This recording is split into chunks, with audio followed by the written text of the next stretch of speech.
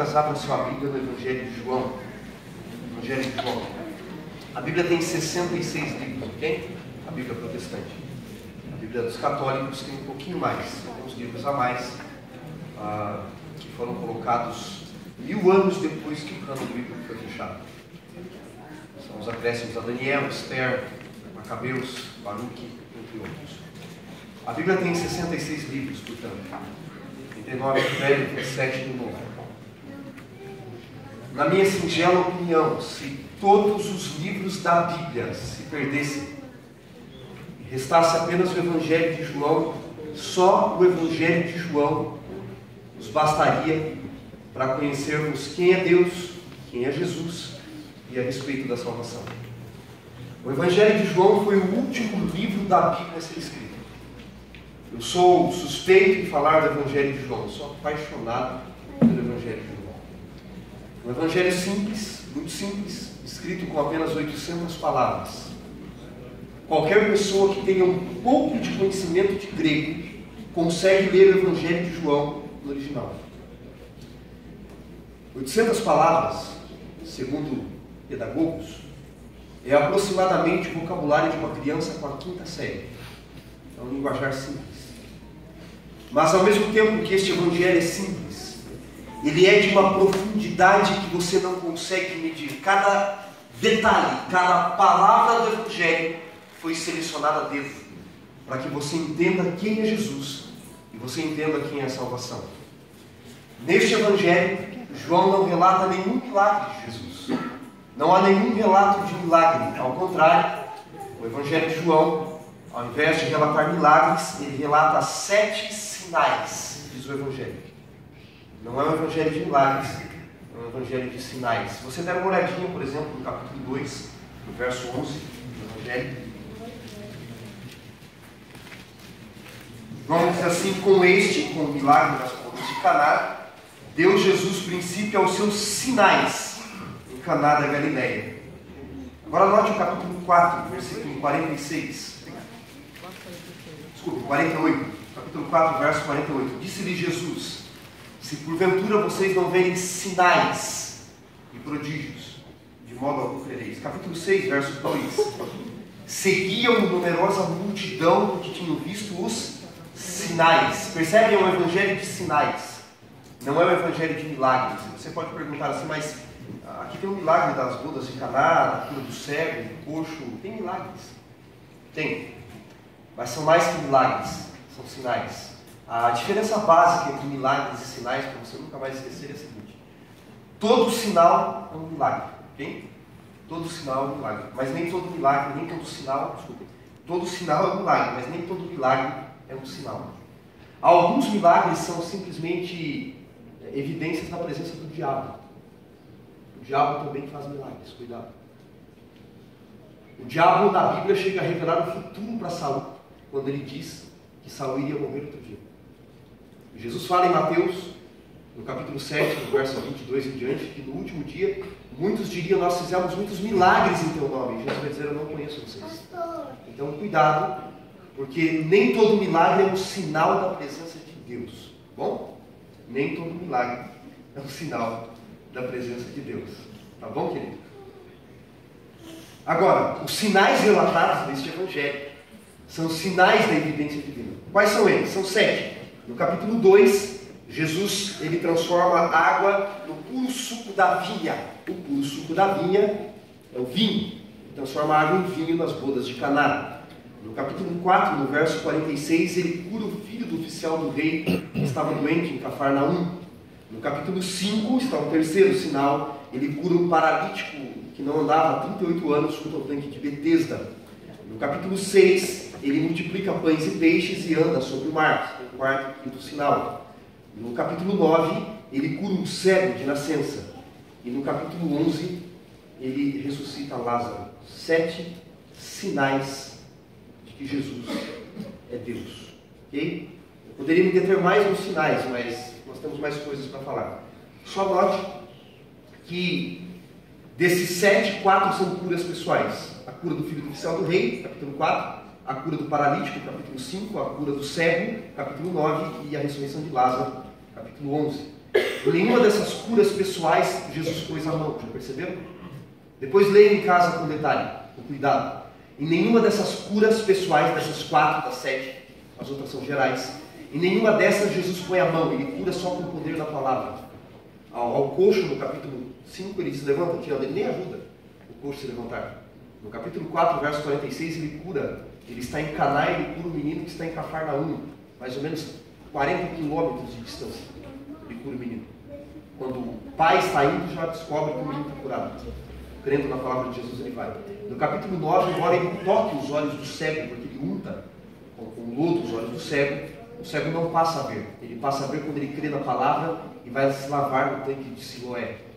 E no capítulo 11, quando Jesus ressuscita Lázaro, antigas fontes e vários comentaristas dizem que Jesus chega diante do túmulo de Lázaro e diz assim: Lázaro, vem para fora. Porque se Jesus dissesse simplesmente, vem, todos os mortos do mundo ressuscitariam. Então Jesus tem que especificar: Lázaro, só Lázaro, vem. Sabe o que João está querendo dizer? O poder da palavra, ao curar sem tocar, só pelo poder da palavra. João está querendo dizer para você o seguinte: se você nunca viu Jesus como João viu, se você nunca tocou fisicamente em Jesus como João tocou, e nunca foi tocado fisicamente por Jesus, não há problema, porque o poder da palavra é tão eficaz quanto o poder do toque. Em nenhuma dessas curas Jesus pôs a mão. Vou repetir: o poder da palavra é tão eficaz quanto o poder do toque. Você tem que crer na palavra. Neste evangelho está contido também como Jesus nos salva, como ele trabalha para nos salvar, como a salvação acontece na prática na nossa vida. E é um desses personagens que está aqui, como a salvação se realiza na vida dele, que eu quero falar sobre ele para vocês nessa noite. Capítulo 13. Eu quero falar sobre Pedro. Simão Pedro. E um evangelho real na vida de um pecador real. Pedro, ele é interessante. Pedro, ele sempre está presente nas listas de amigos mais próximos de Jesus. Foi um dos primeiros discípulos a ser chamado. Fazia parte do círculo de amigos íntimos de Cristo. Esse é Pedro, o mais velho de todos e líder dos discípulos. Pedro, ele sempre na lista dos discípulos, ele aparece em primeiro lugar. Ele era o líder. Jesus deve ter morado na casa de Pedro por alguns meses, era amigo de Pedro, porque os sócios de Pedro, Tiago e João, eram primos de Jesus. Okay? E Pedro, conquanto fosse líder, corajoso, e tivesse andado com Cristo por cerca de 3 anos e meio, quando submetido à prova, Pedro fracassou. Pedro errou. E é sobre isso que nós vamos estudar, capítulo 13, a partir do versículo 35, se não me falha. Deixa eu conferir. 36. Capítulo 13, a partir do verso 36. Depois de realizar a Santa Ceia, que está no início do capítulo 13, depois de lavar os pés dos discípulos, inclusive de Pedro, depois de pregar sobre a vinda do Espírito Santo, Jesus começa a relatar aos discípulos que ele teria de partir. E ele diz: para onde eu vou, vocês não sabem, depois vocês vão entender. E nesse contexto de Santa Ceia, nesse ambiente espiritual, começa o diálogo de Pedro e Jesus. Acompanhe comigo a leitura, a partir do verso 36. Perguntou-lhe Simão: Senhor, para onde vais? Jesus lhe respondeu: Simão, para onde eu vou, você não pode me seguir agora, mais tarde, porém, você me seguirá. Replicou-lhe Simão: Senhor, por que eu não posso te seguir agora? Por ti eu daria a minha própria vida. Respondeu-lhe Jesus: darias a vida por mim, Simão? Em verdade eu te digo que esta noite não cantará o galo, sem que 3 vezes tu me negues. Essas duras palavras de Jesus a Pedro foram direcionadas a Pedro no ambiente mais espiritual que podia existir. Jesus acabara de oficiar a ceia, a Santa Ceia com os discípulos. Pedro estava no ambiente mais espiritual. Já pensou? Você participar de uma Santa Ceia? Quem aqui já participou de uma Santa Ceia? Participou de uma Santa Ceia? Quem nunca participou? Pastor, nunca participei de uma Santa Ceia. Está convidado, domingo. Domingo é um convite para você, é domingo. Fizemos uma alteração, tá? Domingo, às 7h30 da noite. A Santa Ceia é uma das cerimônias mais espirituais que a igreja tem, qualquer igreja tem. Agora imagina você chegar para uma ceia, e antes da ceia geralmente tem um lava-pés, e está Jesus ali, com uma toalha nos ombros, dizendo para você: senta aí, eu vou lavar os seus pés. O que você faria? E Jesus vai partir o pão e oficiar a ceia. Se eu chego para uma Santa Ceia e Jesus está para lavar meus pés, eu farei como Pedro: Senhor, o meu não, eu não sou digno do Senhor lavar meus pés. Jesus tinha acabado de fazer isso. Pedro estava num ambiente de perdão, num ambiente de crescimento espiritual. E nesse ambiente, Jesus olha para Pedro e diz: Pedro, esta noite, antes que o galo cante, 3 vezes você vai me negar. E Pedro, quando ele ouve essas palavras, porque ele diz para Jesus: Senhor, por que eu não posso te seguir? Por ti eu daria a minha vida. Jesus disse: Simão, você daria a vida por mim? Esta noite você vai me negar 3 vezes. Como você pode estar disposto a morrer por mim, se você não consegue nem viver por mim? E Pedro fica triste. E observando a tristeza do coração de Pedro, Jesus está no mesmo ambiente, não mudou nada. Os capítulos da Bíblia às vezes dão a impressão de que tudo mudou. No mesmo ambiente, no mesmo diálogo, capítulo 14, acompanhe agora. Jesus olha a tristeza de Pedro e Jesus diz assim: não se turbe, não se entristeça o seu coração, porque ele vê Pedro triste. Creia em Deus, diz ele, creia também em mim. Na casa de meu pai há muitas moradas. Se assim não fosse, eu teria dito: eu vou preparar um lugar, e quando eu for, eu voltarei para te levar, para que aonde eu estou, vocês estejam também. Então é observando a tristeza pelo que Pedro acabara de ouvir que Jesus pronuncia essas belas palavras. E ele continua falando, dando muitas dicas, muitas recomendações aos discípulos. E no final do capítulo 14, no verso 31, segunda parte do verso 31, Jesus resolve sair com eles do cenáculo onde estavam, ok? Dá uma olhadinha no final do verso 31. Jesus diz: levantai-vos, vamos embora daqui. Eles ainda estão no ambiente da Santa Ceia. Quando Jesus resolve sair com eles do ambiente da Santa Ceia, para onde Jesus está indo? Jesus está indo para o jardim do Getsemane. Você tem Jerusalém, que fica no Monte Sião, e você tem um outro monte de frente ao Monte Sião, onde está Jerusalém. Você tem o Monte das Oliveiras. Por que Monte das Oliveiras? O que tem ali? Tinha, pelo menos? Olivas. Oliveiras. Qual que é o fruto da oliveira? Azeitona. O que a gente extrai da azeitona? O óleo da azeitona, o azeite. Para extrair o óleo da azeitona, o que tem que fazer com as azeitonas? Esmagar. Então havia naquele monte um lugar onde se moía as azeitonas. E sabe como se chama em hebraico o lugar onde se moe? Getsemane. O jardim da onde se moe. O jardim de Getsemane. E é ali que Jesus é esmagado pelos nossos pecados. Então, Jesus está se dirigindo para o Monte das Oliveiras, especificamente para o jardim do Getsemane. Acabara de dizer: Pedro, você vai me trair, e observou a tristeza no coração de Pedro. Agora eles estão saindo do cenáculo, do Monte Sião, para se dirigir a outro monte, a um vale, chamado Vale do Cedrão. Hoje tem uma rodovia na frente, e tem um cemitério também. Naquela época, bons comentaristas dizem que havia uma plantação de uvas, não havia cemitério. Hoje tem um cemitério islâmico ali. Quando Jesus está cruzando o meio da plantação de uvas, das vinhas, ele profere as palavras que estão no capítulo 15. Acompanhe agora, por favor, capítulo 15.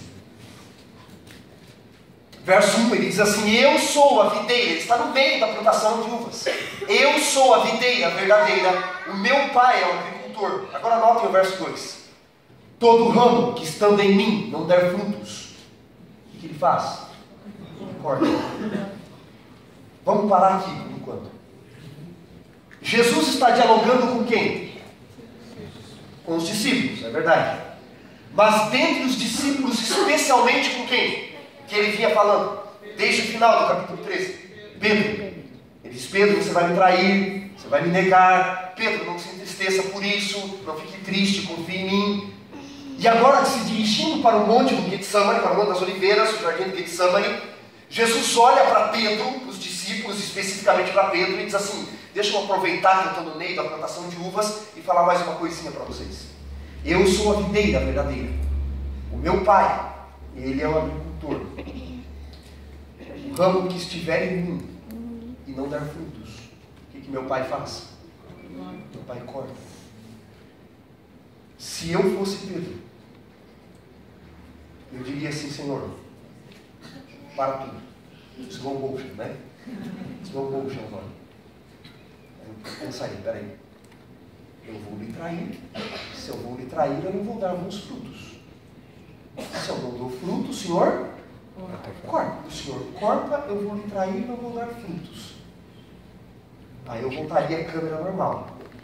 Senhor, estaria por acaso o Senhor dizendo que eu estou perdido porque eu não vou dar bons frutos? Essa seria a reação imediata que eu teria no lugar de Pedro. Porque Pedro não deu, senhores, nenhum bom fruto aquela noite. Nenhum. O problema é que nós lemos o Evangelho de forma errada. Eu estou orientando alguns alunos de quarto ano de teologia do NASP. Tem uma aluna especificamente que eu estou orientando, Carol. Estamos trabalhando uma TCC sobre os preconceitos do tradutor. Nós temos que tomar cuidado com traduções. Há um ditado em italiano que diz assim: tradutore traidore. Todo tradutor é um traidor. Só para vocês terem uma ideia, para as mulheres agora. Sabe quando Paulo manda as mulheres calarem a boca na igreja, em Timóteo? Que as mulheres fiquem caladas, calem a boca na igreja. A mesma palavra aplicada aos homens, João Ferreira de Almeida traduz que os homens sejam prudentes. A mesma palavra, as mulheres ele manda calar a boca. Os homens, ser prudentes. Dizem que o homem não faz fofoca, ele analisa a vida alheia. Você acha que não, né? Preconceito, machismo do tradutor. Por que as mulheres têm que calar a boca e o mesmo verbo aos homens eles têm que ser prudentes? Machismo.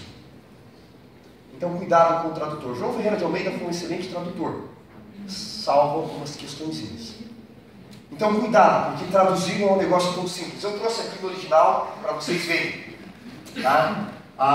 Jesus no verso 2 ele diz assim: e a videira verdadeira sou eu, e o agricultor é meu pai, esse patrões. Aí ele diz assim: e corta ele quem fruto não dá. Ok? A palavra cortar é essa palavra aqui, ó, haire. É a palavra haire. Isso aqui é uma declinação da palavra haire. Palavra haire.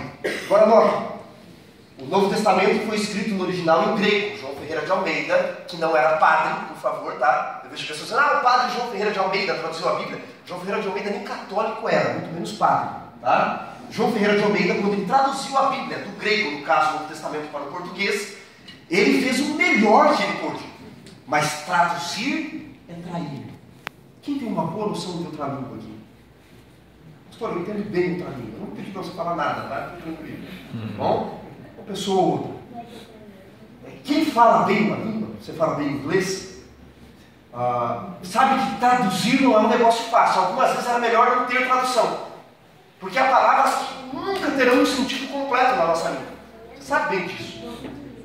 Então, João Ferreira de Almeida, quando ele vai traduzir, ele não consegue traduzir tudo como ele gostaria. Às vezes ele peca, tentando fazer o melhor. Repito, senhores, João Ferreira de Almeida é um excelente tradutor. Podem confiar na tradução. Mas quando a gente analisa mais profundamente, algumas traduções podiam ser melhores. Porque traduzir é difícil. Traduzir, às vezes, é trair. Tá bom? Vou dar alguns exemplos para ficar mais claro. Mas nota, a palavra raio, quando João Ferreira de Almeida se deparou com a palavra raio, aquele que estando em mim não der frutos, ele raio, ou rairei. Tá? Como é a palavra mesmo? Rairei, ok? Da raiz raio. E aí ele pensou assim: por que raios traduzirei eu raio?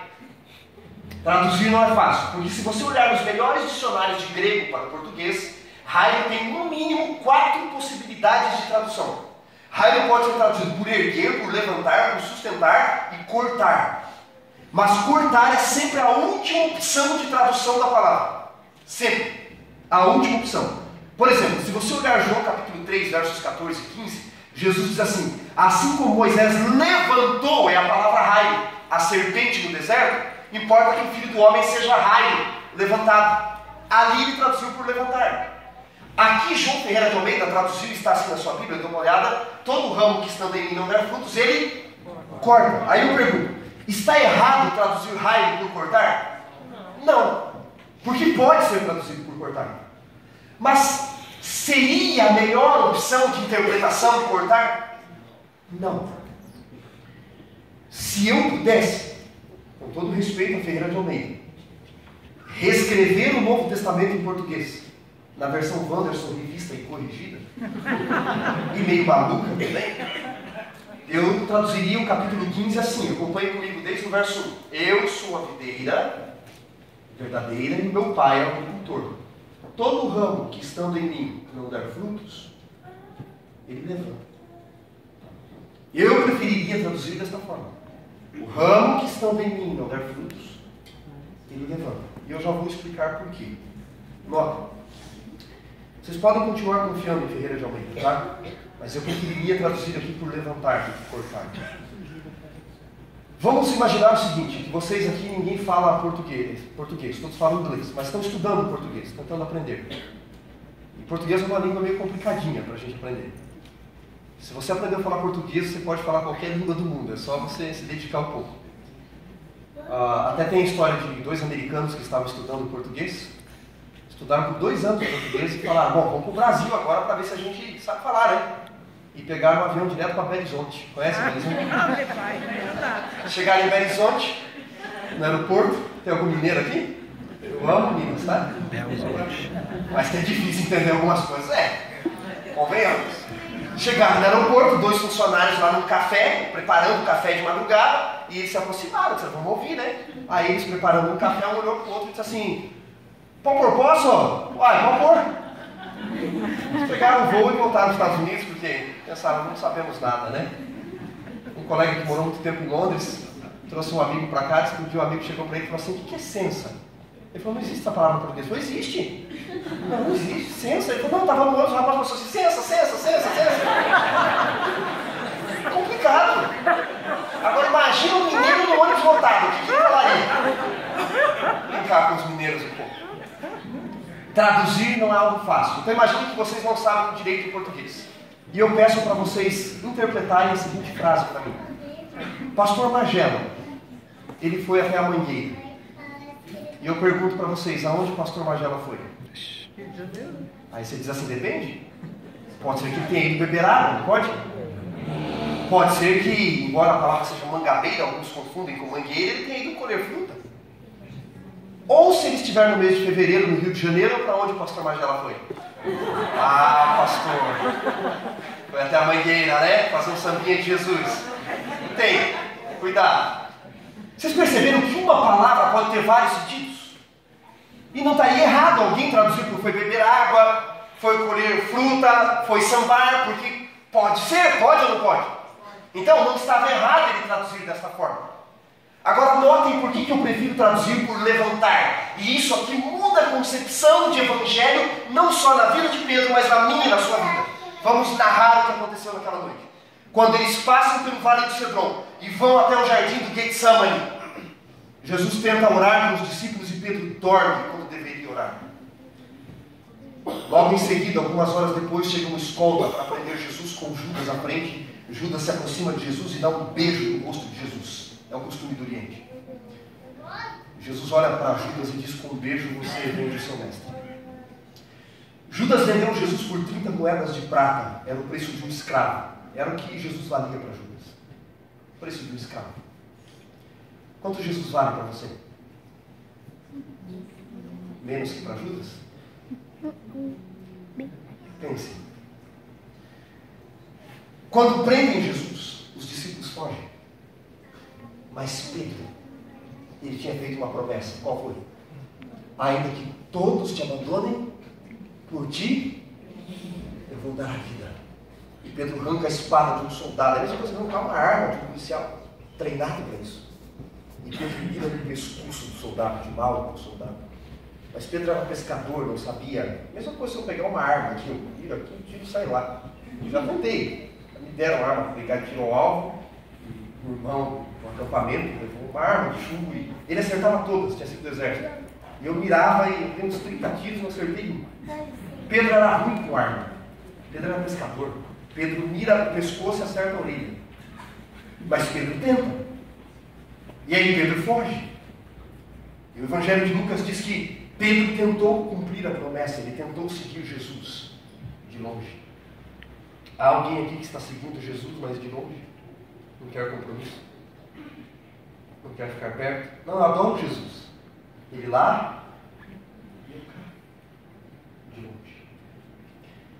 E Jesus é levado até a casa de Caifás, o sumo sacerdote. Ali Jesus apanha, dão bufetadas em seu rosto, cuspiram nele, chicotearam nele, chutaram nele. Jesus, o maior inocente desse mundo, sofreu isso por você. E Pedro deu um jeito, ele queria ficar perto de Jesus. Tentou cumprir a promessa. Mas quanto mais Pedro tentava acertar, mais ele errava. Ele entra meio que às escondidas, e quando ele está a uns 5, 6 metros de Jesus num pátio externo, ele não pode entrar no pátio interno da casa, ele fica onde ficam os criados, os escravos e os soldados.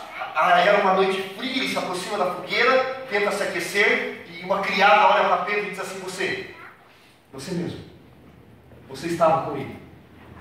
E agora, quando ele foi posto à prova, Pedro começou a errar feio. Pedro começa a dizer: eu não estava com ele, eu não conheço esse homem.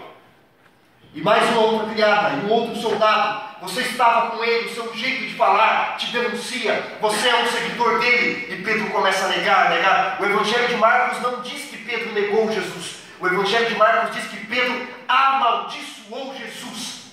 A expressão grega é esconjurar. Pedro falou palavrões sobre Jesus. Pedro deve ter xingado até a mãe de Jesus. Você já amaldiçoou Jesus alguma vez? Você já xingou Jesus alguma vez? Já esconjurou falando palavrões para Jesus? Pedro fez 3 vezes naquela noite. Cada vez que apontavam para Pedro, Pedro amaldiçoava mais e mais Jesus. Quando ele faz pela 3ª vez, e cada vez que ele vai fazendo, Pedro vai ficando mais fraco, quebrado, moído. Quando ele faz pela 3ª vez, o que acontece? O galo canta. O Evangelho de Lucas, no capítulo 22, diz que quando o galo cantou, então Pedro se lembrou das palavras que Jesus dissera. E diz o Evangelho mais ainda, no capítulo 22 de Lucas: Pedro fixou os olhos em Jesus, e Jesus olhou para Pedro. O som do galo ecoava pela casa. Pedro olha para Cristo. Quando ele olha para Jesus, se lembrando das palavras de Jesus, Jesus está fixo, olhando para Pedro. Eu tento imaginar às vezes como Pedro estava. Como Pedro, quando viu as esperanças de Israel, que era Jesus, ser preso, chicoteado, julgado. Quando Pedro, ele se afasta de Jesus, quando ele vai traindo, negando, amaldiçoando, cada vez mais. Quanto mais Pedro tenta ficar perto, é curioso, mais longe ele está. Há uma disposição geográfica, inclusive, na narrativa. João vai colocando Pedro cada vez mais distante, até que Pedro vai embora. Ele sai correndo e vai embora para o jardim do Getsemane chorar. Quando Pedro olha para Jesus, moído, acabado, envergonhado de tudo que ele fizera, Jesus fixa os olhos em Pedro. E eu fico tentando imaginar essa cena às vezes. Eu tive por algumas vezes o privilégio de visitar esse lugar, a casa de Caifás, onde Jesus foi julgado. Uma casa escavada, sabemos que é de Caifás porque tem várias pedras nessa casa com o nome dele, uma casa grande, com um túnel que dava acesso direto ao templo. Só um sumo sacerdote podia ter uma casa tão próxima do templo com um túnel de acesso tão grande. E a tradição mesmo já dizia que aquele era o local que Jesus foi julgado. Há um pátio interno onde Jesus foi julgado, e mais ou menos a uns 5 metros do meio da igreja para cá, há um pátio externo onde estava o local que Pedro estava. Neste local, nesse pátio externo, se chama Galetério, em latim é galinheiro, onde ficavam os animais mesmo. Existem 4 estátuas de bronze. Há um homem com a mão assim, em sinal de negativo, sentado. Um soldado e 2 mulheres apontando para este homem. Em cima dessas estátuas, um posto. E um galo bique aberto. Eu sempre falava galo boca aberta. Um dia um jovem falou, pastor, galo não tem boca. É verdade, né? Tem um galo bique aberto. Este local, onde estão essas estátuas hoje, se um dia você for para Jerusalém, visite esse lugar. Esse local, ele marca o exato local onde Jesus sofreu a pior traição, o pior desapontamento de todos os seus discípulos. Quem sabe de todos os tempos. Porque aquele que andou com Jesus 3 anos e meio, que Jesus morou na casa dele, que conhecia Jesus talvez desde a infância, aquele que fazia parte dos amigos íntimos de Cristo, aquele que seria o líder da sua igreja mundial, aquele que prometeu, porque Judas, embora o tenha vendido, Judas nunca disse, Senhor, eu nunca vou te vender, eu nunca vou te trair, mas Pedro disse, ainda que todos te neguem, eu daria a vida por ti. Horas depois estava Pedro, negando, amaldiçoando, esconjurando Jesus. Neste local você quase que consegue escutar o canto do galo, que ecoa pelos séculos, para mostrar que bons homens também podem errar. Bons homens também podem falhar. Pessoas próximas de Deus também podem cair. Enquanto Pedro traz Jesus, e o galo cantou, Pedro olha. E Jesus olha para Pedro. Por que Jesus olhou para Pedro? Por que Jesus olhou? Vocês sabem que um olhar fala mais que 1000 palavras, não sabe? Disse para vocês que eu fui criado pela minha avó. A minha avó, ela era terrível. Minha avó inventou um míssil teleguiado, sabia? Porque eu saía correndo dela para lá, ela jogava o chinelo lá, que o negócio fazia uma curva. Às vezes não era chinelo, era pau de macarrão, era o que tinha na mão. Eu estava correndo lá, e eu disse, ela vai errar. Aquele negócio parecia que tinha um imã, eu estava no meio da costa. E quando chegava a visita em casa, eu era uma peste. Eu não sei porquê, as crianças podem me dizer melhor. Vocês têm cara de santinho. Tem cara, né? Quando chega a visita, criança adora fazer bagunça. Não sei se é para chamar a atenção, não sei a lógica. E chegava a visita em casa e tocava um terror em casa. E minha avó avisava, vai vir visita. Se vocês fizerem bagunça, vocês vão apanhar. Irmãos, minha avó era mulher de palavra. Uma vez nós fomos para a igreja, 7 quilômetros da minha casa, ela disse assim, seu cachorrinho sem vergonha. Se você ficar conversando, hein? Mesmo do lado dela, mesmo baixinho, você vai voltar apanhando 7 quilômetros.